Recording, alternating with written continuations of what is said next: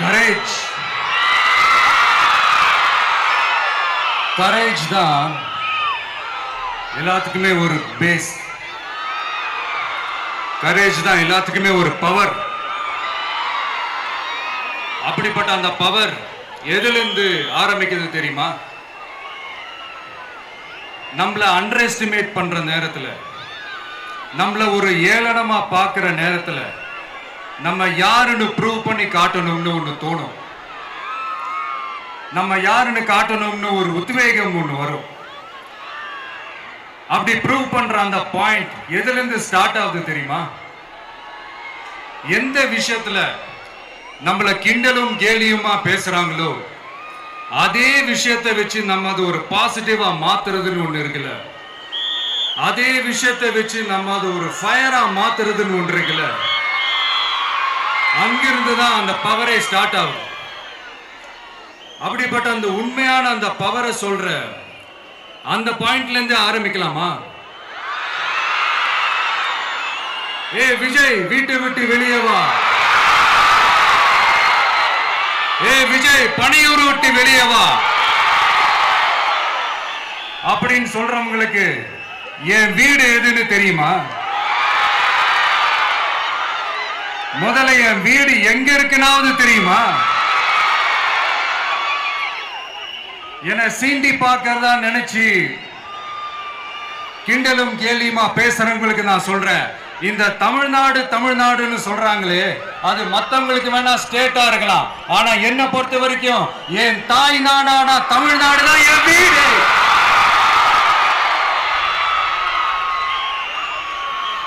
என் வீட்டுல மொத்தம் எத்தனை பேர் இருக்காங்க தெரியுமா? 8 கோடி பேர் இருக்காங்க.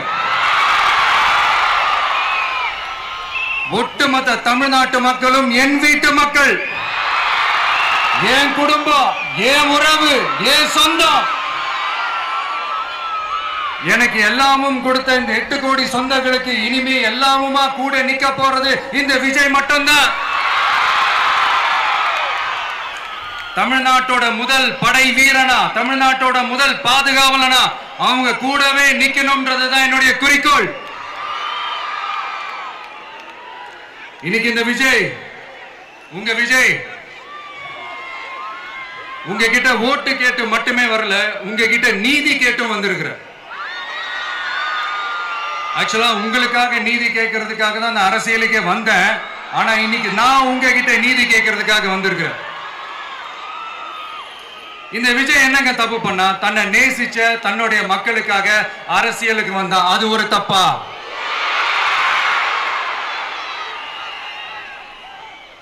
எல்லாத்தையும் ஒதுக்கி தள்ளிட்டு மக்களுக்காக மட்டுமே வந்த, அது ஒரு தப்பா? இந்த மத்த கட்சிகளுக்கெல்லாம் மாநாடு நடத்துறதுக்கோ பொதுக்கூட்டம் நடத்துறதுக்கோ இல்ல ஹால் ஃபங்க்ஷன்ஸ் நடத்துறதுக்கோ பர்மிஷன் கொடுப்பாங்க, இடம் கொடுப்பாங்க. ஆனா நமக்கு மட்டும் இடம் கொடுக்க மாட்டாங்க, கொடுக்கவும் விட மாட்டாங்க. இது என்னங்க நியாயம்?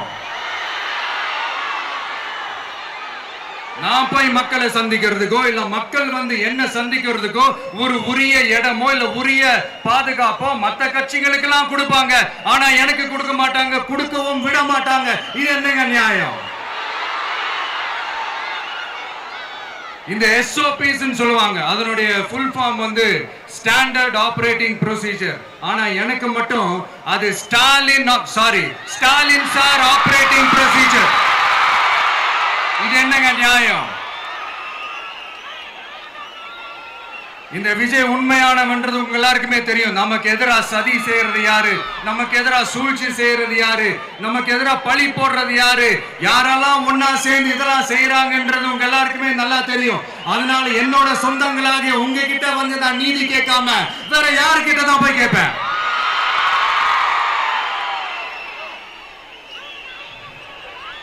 செல்ஃபே எடுக்காத ஒரு கூட்டணி கணக்கு, செல்ஃபே எடுக்காத ஒரு அறத பழைய அரித்மெட்டிக் கணக்கு, இதெல்லாம் வேலைக்கே ஆகாது.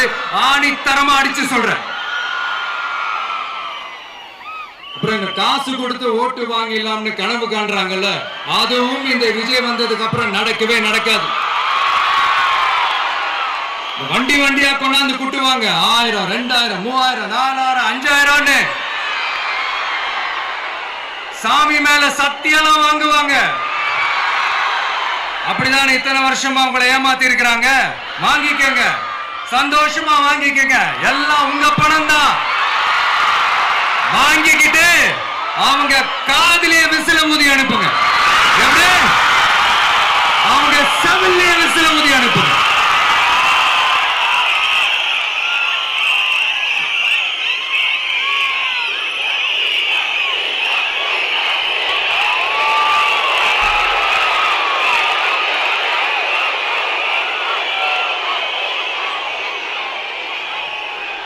அடுத்து நம்மளுடைய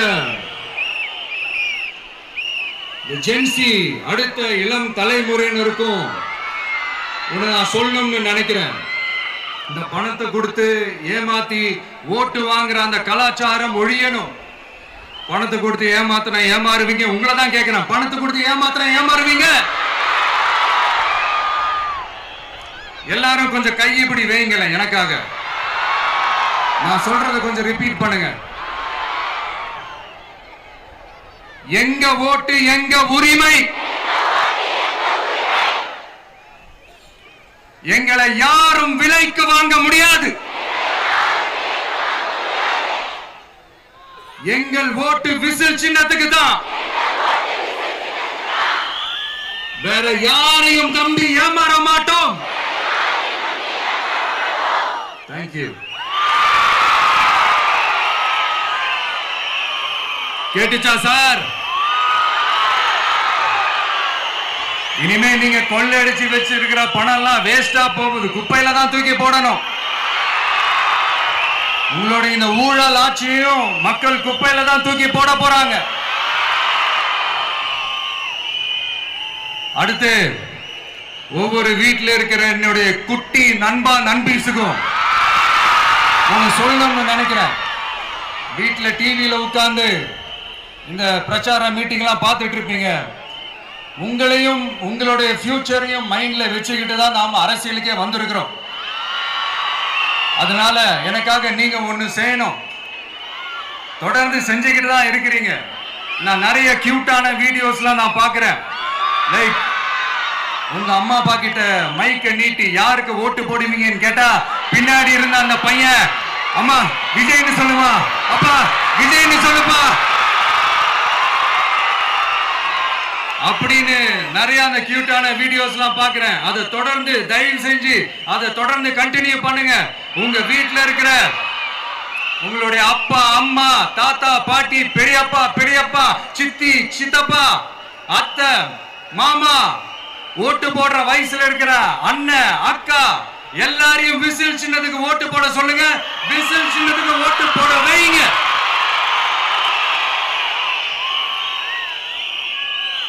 இந்த தேர்தல் நெருங்கிற இந்த நேரத்தில் பொலிட்டிக்கலா ஸ்பீக்கிங் டு த பாயிண்ட் ஒரே ஒரு விஷயம் நான் சொல்லணும். நாங்க அரசியலுக்கு வந்தது எந்த கட்சியும் ஒழிக்கிறதுக்கோ அழிக்கிறதுக்காகலாம் நாம அரசியலுக்கு வரல. யார் மேலேயும் தனிப்பட்ட ஒரு வன்மமோ இல்ல தனிப்பட்ட கோபமோ அப்படிலாம் யார் மேலேயும் கிடையாது. இந்த மற்றவங்க மாதிரி இந்த வெறுப்பு அரசியல் பண்றதுக்காகலாம் நாம அரசியலுக்கு வரல. அரசியல் ரீதியா நம்மளுடைய எதிரிகள் யாருன்னு டிக்ளேர் பண்ணிட்டு தேர்தலில் நின்று ஜெயிச்சு மக்களுக்காக எங்களுடைய நன்றி கடனை செலுத்துறதுக்காக தான் நாம அரசியலுக்கே வந்திருக்கோம். Just want to make this clear. அவங்கள கேள்வி கேட்கறதுக்கு முன்னாடி அவங்களோட இயலாமையை மறைக்கிறதுக்காக இந்த ஏ டீம் பி டீம் இதெல்லாம் கூட சேர்த்துக்கிட்டு ஒரே விஷயத்த சொல்லி அழுவுறாங்கல்ல. என்னன்னு சொல்லி அழுவுறாங்க? அனுபவம் இல்லாதவங்களால எப்படி ஆட்சி அதிகாரத்தை செய்ய முடியும் அப்படின்னு ஒரே விஷயத்த சொல்லி அழுவுறாங்கல்ல. அந்த அழுகைக்கு நாம ஒரு பதிலடி கொடுக்கணும்ல. மக்களே, நான் உங்களையே கேட்கிறேன், தெரியாம தான் கேட்கிறேன். இந்த அனுபவம் அனுபவம் அனுபவம்னு சொல்றாங்களே, அதிகாரத்தை வச்சு மக்கள் பணத்தை கொள்ளையடிச்சதை தாண்டி வேற ஏதாவது கொம்பு முளைச்ச பெரிய அனுபவம் இவங்களுக்கு இருக்குதா?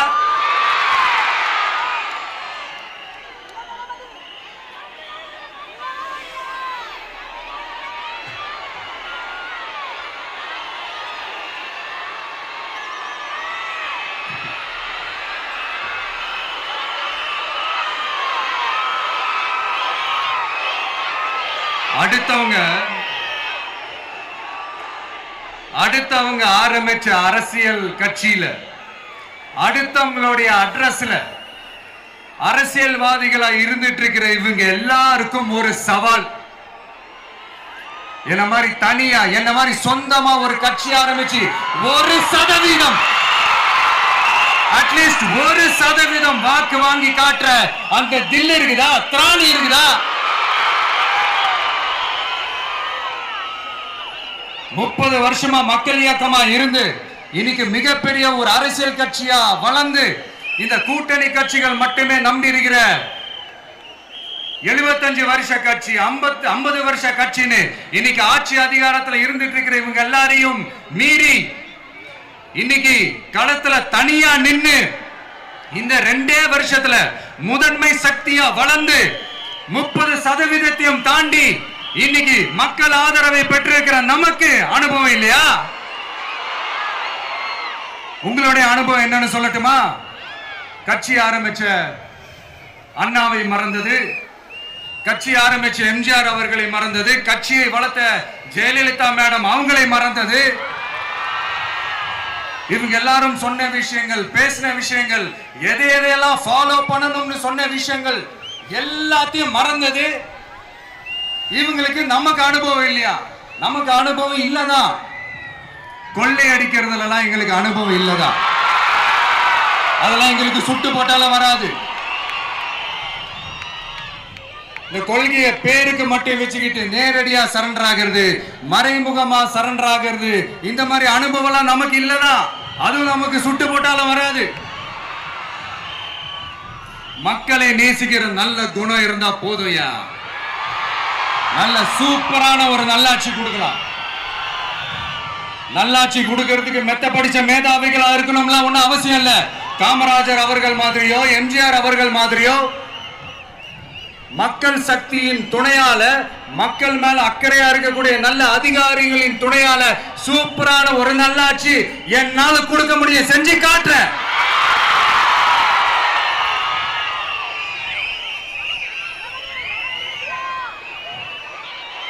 நாலரை வருஷம் ஆச்சு, 4.25 வருஷத்துக்கு மேல ஆகுது. இப்போ ஒவ்வொரு வீட்டு கதவையா தட்டி உங்கள் கனவுகளை சொல்லுங்கள், உங்கள் கனவுகளை சொல்லுங்கள், நாங்கள் அதை நிறைவேற்றி காட்டுறோம். இல்ல, ஸ்டாலின் சாருக்கு மக்கள் சார்பா ஒரு கேள்வி. மக்களுடைய கனவு என்னன்னு உங்களுக்கு தெரியுமா சார்? அது சரி, அவங்க என்ன நினைக்கிறாங்கன்னு உங்களுக்கு தெரியாது, அதுக்கப்புறம் எப்படி அவங்க கனவுகளை பத்தி உங்களுக்கு தெரியும். மக்களோட கனவு என்னன்னு நான் சொல்லட்டுமா சார்? 2019, 2021, 2024 இந்த 3 தேர்தலையும் மக்கள் உங்களுக்கு வாக்களிச்சதுக்கு காரணம் நீங்க மக்களுக்கு ஏதாவது நல்லது செய்வீங்கன்னு நம்பிதான். ஆனா நீங்க மக்களுக்கு கொடுத்த பரிசு மக்களுக்கு பாதுகாப்பே இல்லாத மக்கள் விரோத ஆட்சி. அந்த மக்கள் விரோத ஆட்சியை அகற்றிட்டு அந்த இடத்தில் தமிழக வெற்றி கழகத்தை ஆட்சி பீடத்தில் அமைக்கணும் அப்படின்றதுதான் மக்களுடைய ஒரே கனவு. இந்த மக்கள் விரோத திமுக அரசை நிலைக்க கூடாது அப்படின்றதுதான் மக்களுடைய ஒரே கனவு.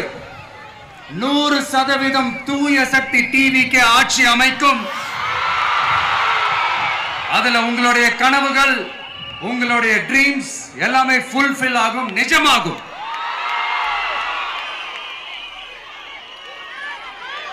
தமிழ்நாடு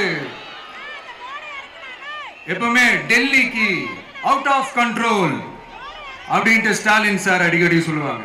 ஸ்டாலின் சார் எதெல்லாம் அவுட் ஆஃப் கண்ட்ரோல் இப்ப நான் கொஞ்சம் சொல்லட்டுமா? முதல்ல சட்டம் ஒழுங்கெல்லாம் அவுட் ஆஃப் கண்ட்ரோல், பெண்கள் பாதுகாப்புல அவுட் ஆஃப் கண்ட்ரோல், இளைஞர்கள் வேலை வாய்ப்புல அவுட் ஆஃப் கண்ட்ரோல், மொத்தத்தில் அவரோட ஆட்சியே ஒரு அவுட் ஆஃப் கண்ட்ரோல். இந்த வருஷம் பிகினிங்ல சட்டசபையில பேசும்போது சொல்றாங்க, மக்கள் எல்லாரும் ரொம்ப மகிழ்ச்சியா இருக்கிறாங்க, அதனால நானும் ரொம்ப மகிழ்ச்சியா இருக்கிறேன் அப்படின்னு. மக்கள் சந்தோஷமா இருக்கிறத பார்க்கறது கூட ஒரு சந்தோஷம் தான் சார், அது யாரும் இல்லைன்னு சொல்லல. அப்படி உண்மையிலேயே மக்கள் உண்மையிலேயே சந்தோஷமா இருக்கிறாங்க அப்படின்னா ஏன் சார் விவசாயிகள் போராட்டம் நடக்குது? ஏன் சார் மீனவர்கள் போராட்டம் நடக்குது? ஏன் தொழிலாளர்கள் போராட்டம் நடக்குது? தூய்மை பணியாளர்கள் போராட்டம் ஏன் நடக்குது? அங்கன்வாடி ஊழியர்கள் போராட்டம், செவிலியர்கள் போராட்டம், மருத்துவர்கள் போராட்டம், மாற்றுத்திறனாளிகள் போராட்டம், அரசு ஊழியர்கள் போராட்டம், ஆசிரியர்கள் போராட்டம், இடைநிலை ஆசிரியர்கள் போராட்டம், பகுதி நேர ஆசிரியர்கள் போராட்டம். இதெல்லாம் உங்க ஆட்சியில மக்கள் மகிழ்ச்சியா இருக்காங்கன்றதுக்காக நடக்கிற போராட்டமா சார்? எனக்கு தெரிஞ்சு மக்கள் சந்தோஷமா இருக்கிறாங்கன்னா பொங்கல் வச்சு கொண்டாடுவாங்கன்னு கேள்விப்பட்டிருக்கிறேன். உங்க ஆட்சியில தான் போராட்டம் நடத்தி அவங்களுடைய மகிழ்ச்சியை வெளிப்படுத்துறாங்கன்னு நினைக்கிறேன். இன்னும் தீரவே தீராத பிரச்சனைகள்னா இருக்கிற இடம் பிரச்சனை, பார்க்கிற வேலை பிரச்சனை, பண்ற தொழில் பிரச்சனை, விலைவாசி பிரச்சனை, தண்ணி பிரச்சனை, பஸ் வசதி இல்லைன்ற பிரச்சனை, ரோடு சரி இல்லைன்ற பிரச்சனை, ஆஸ்பத்திரி சரியா இல்லைன்ற பிரச்சனை. இப்படி எல்லாம் ஒரு அடிப்படை விஷயங்களே பிரச்சனையா இருந்தா அப்போ ஆளுங்கட்சின்னு ஒண்ணு எதுக்குதான் இருக்கிறாங்க அப்படின்னு தானே மனசுல தோணும் மக்களுக்கு. ஆட்சிக்கு வர்றதுக்கு முன்னாடி தான் பொய் பொய்யா அடிச்சு விட்டீங்க. இப்ப ஆட்சியை விட்டு போகும்போது கூட பொய் பொய்யா பேசுறீங்களே சார், என்ன சார் இது? மாத்தி மாத்தி பேசுறதுல நீங்க வேற லெவல் தான் சார். ஆட்சிக்கு வந்த அடுத்த வருஷமே 2022ல 70% வாக்குறுதிகளை நிறைவேற்றிட்டோம்னு சொன்னாங்க. அப்புறம் போன வருஷம் 90% வாக்குறுதிகளை நிறைவேற்றிட்டோம்னு சொன்னாங்க. அப்புறம் இந்த வருஷம் 505 வாக்குறுதிகளை 404 வாக்குறுதிகளை நிறைவேற்றிட்டோம். கிட்டத்தட்ட ஒரு 80% வாக்குறுதிகளை நிறைவேற்றிட்டோம்னு சொன்னாங்க. முதல்ல 70, அப்புறம் 90, அப்புறம் 80. இன்னும் தேர்தல் நெருங்க நெருங்க அது 60, 50, 40, 30, 20ல போய் நிற்கும்னு நினைக்கிறேன். அதையும் அவரே அறிவிப்பாரோ என்னமோ எனக்கு தெரியல. முதல்வர் ஸ்டைல்லையே சொல்லணும்னா, பொய்யிலேயே பிறந்து பொய்யிலேயே வளர்ந்த புலவர் பெருமானே, கொஞ்சம் அதை திருத்தி சொல்றேன், புலுகர் பெருமானே.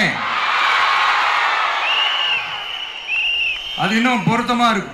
அவருடைய அண்ட புழுகு, ஆகாச புழுகு என்ன தெரியுமா? பெண்களுக்கு பாதுகாப்பு தமிழ்நாட்டில் எங்க போனாலும் கொட்டி கிடக்குதான்.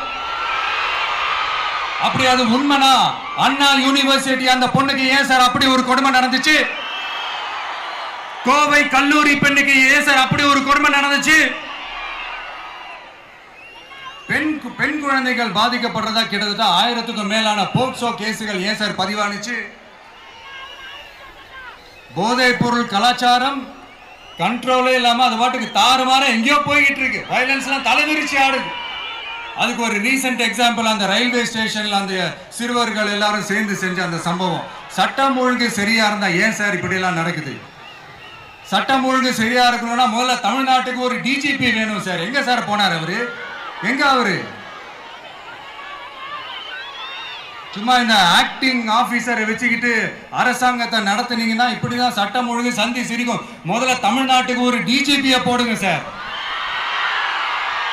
அதுக்கப்புறமாச்சும் சட்டம் ஒழுங்கு சரியாகுதான்னு பார்ப்போம்.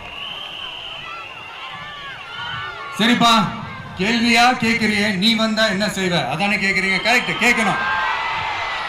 மக்களோட அடிப்படை தேவைகளை தீர்க்கிறது தான் நம்மளுடைய ஃபர்ஸ்ட் வேலையே. அதை தீர்க்கிறதுக்கான அந்த தேடி போறது, அதோட சொல்யூஷனை தேடி போறது தான் நம்மளுடைய ஃபர்ஸ்ட் அஜெண்டாவே. கொஞ்சம் வெயிட் பண்ணுங்க, தேர்தல் அறிக்கை ரெடி ஆயிட்டு இருக்கு. தெளிவான ஒரு தேர்தல் அறிக்கையாவது வரும். என்ன நம்புற உங்களை நான் டிசப்பாயிண்ட் பண்ணவே மாட்டேன்.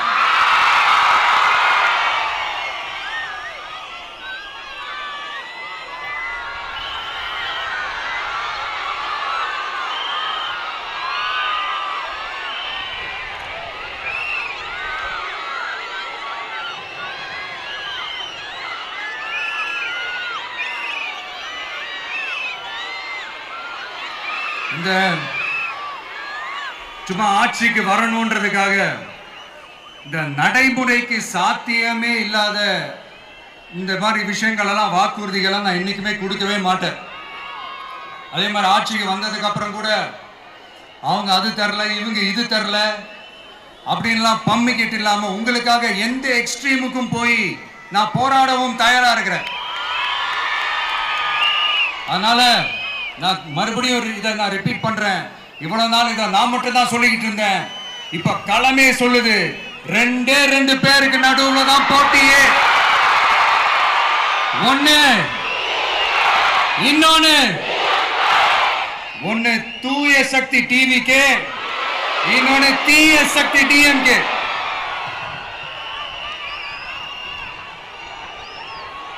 இப்ப நம்ம இந்த எலெக்ஷன் விஷயத்துக்கு வருவோம். விஜய் என்னப்பா இவரை மட்டும் தான் எதிர்க்கிறாரு, இவங்களை எதிர்க்க மாட்டேன்றாரு, அவங்கள பத்தி எதுவுமே சொல்ல மாட்டேங்கிறாரு. இல்ல நான் கேட்கிறேன், இது யாருக்கான எலெக்ஷன்? தமிழ்நாடு சட்டசபைக்கான ஒரு தேர்தல். இப்ப இங்க யார் ஆட்சியில் இருக்கிறா? யாரு பொய்யா வாக்குறுதிகளை கொடுத்து மக்களை ஏமாத்துறது? யாரு மக்கள் விரோத ஆட்சியை நடத்துறது? அப்ப இங்க யாரை அகற்றணும்? இந்த மக்கள் விரோத திமுக அரசை அகற்றணும்னா நம்ம யாரை எதிர்க்கணும்? எதுக்கு தேவையில்லாம பல முறை மக்கள் ஆல்ரெடி டிலீட் பண்ணவங்களை எதுக்கு நம்மளுடைய கான்சென்ட்ரேஷன், நம்மளுடைய டார்கெட் திமுகன்றப்போ டார்க்னஸ் குள்ள எதுக்கு கல்லெறியணும்? இங்க மக்களை விரும்புற விஜய் வேணுமா, இல்ல மக்கள் விரோத ஆட்சி நடத்துற ஸ்டாலின் சார் வேணுமா? அவ்வளவுதான் இந்த தேர்தலே. இதுக்கு நடுவுல வேற யாருமே கிடையாது. புரியுதுங்களா உங்களுக்கு? என் நெஞ்சில் குடியிருக்கும் சேலம் மக்களே,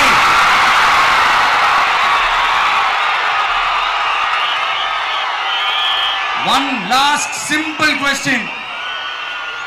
விஜய் நம்புறீங்களா, ஸ்டாலின் சாரை நம்புறீங்களா? அவ்வளவுதான், முடிஞ்சு போச்சு. கதம் கதம். போர் முழக்கம் உங்களை ஒரு நிமிஷம் கூட தூங்க விடாது. இந்த போன லாஸ்ட் வீக் இந்த டிஎன்பிஎஸ்சி இந்த எக்ஸாம்ஸ், இந்த குரூப் 2 எக்ஸாம்ஸ் அதை அனௌன்ஸ் பண்ணிட்டு உடனே அதை கேன்சல் பண்ணிட்டாங்க. இது உலகத்துக்கு எல்லாருக்கும் தெரியும். கேன்சல் பண்ணிட்டு ரொம்ப சிம்பிளா டெக்னாலஜி ஏதோ சம் ஃபால்ட், டெக்னிக்கல் ஃபால்ட் அப்படின்னு சொல்லி அதை கடந்து போயிட்டாங்க. இத்தனை வருஷமா ராத்திரி பகலமா கஷ்டப்பட்டு படிச்சு எப்படியாவது நமக்கு அந்த வேலை கிடைக்காதான்னு அந்த எக்ஸாம்ஸை ஃபேஸ் பண்ண வந்த நம்மளுடைய தம்பி தங்கைகள் எவ்வளவு ஒரு மன உளைச்சலுக்கு ஆளாயிருப்பாங்க. அதை யாராவது யோசிச்சு பார்த்தீங்களா? ஒரு எக்ஸாம்ஸை ஒழுங்கா நடத்த தெரியல, இதுல உலக நாடுகளோட போட்டி போடுறாங்களாம். நம்மளுடைய தம்பி தங்கைகள், நம்ம அம்மா அப்பா கிட்ட சொல்லுங்க, யாரும் தைரியம், எல்லாரும் தைரியமா இருங்க. வரப்போறது உங்க ஆட்சி, நம்ம ஆட்சி.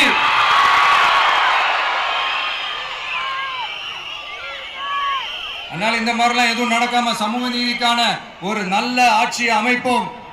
இளைஞர்களின் வேலை வாய்ப்புகளை மனசுல வச்சுக்கிட்டு டிரான்ஸ்பரண்டா அதுக்கான ஒரு தீர்வை காணுவோம். நான் விக்கிரவாண்டி மாநாட்டில் பேசும்போது ஒரு பொலிட்டிக்கல் பாம் ஒன்னு சொன்ன ஞாபகம் இருக்கா? ஆட்சியிலையும் பங்கு, அதிகாரத்திலையும் பங்குன்னு ஒன்னு சொன்னேன். இப்போ அந்த பொலிட்டிக்கல் பாம் எல்லா கூட்டணியிலையும் வெடிச்சுக்கிட்டு இருக்கு, தாறுமாற வெடிச்சுக்கிட்டு இருக்கு. ஸ்டாலின் சார்லாம் பதறாரு. ஆட்சி அதிகாரத்தில் பங்கெல்லாம் தமிழ்நாட்டில் ஒத்து வராது அப்படின்னு சொல்றாரு. அவங்கள பொறுத்த வரைக்கும் ஜெயிக்கிறதுக்காக மட்டும்தான் கூட்டணி, மற்ற எல்லாத்துக்குமே அவங்க தனி அணி, அவங்க மட்டுமே ஒரே அணி. வெல்வோம் ஒன்றாக, ஆனா வரும் வெல்த் எல்லாம் பார்ப்போம் தனியாக. அந்த வெல்வோம் ஒன்றாக என்றது இதுதான் அந்த சீக்கிரட்டே. புரிய வேண்டியவங்களுக்கு நல்லா புரியும் நினைக்கிறேன். உங்களோட நான் இருக்கேன், நம்மளோட நம்ம மக்கள் இருக்காங்க. இதுக்கு மேல என்ன வேணும்? கான்பிடென்டா இருங்க, நல்லதே நடக்கும், வெற்றி நிச்சயம். மீண்டும் சந்திக்கும் வரை நன்றி, வணக்கம்.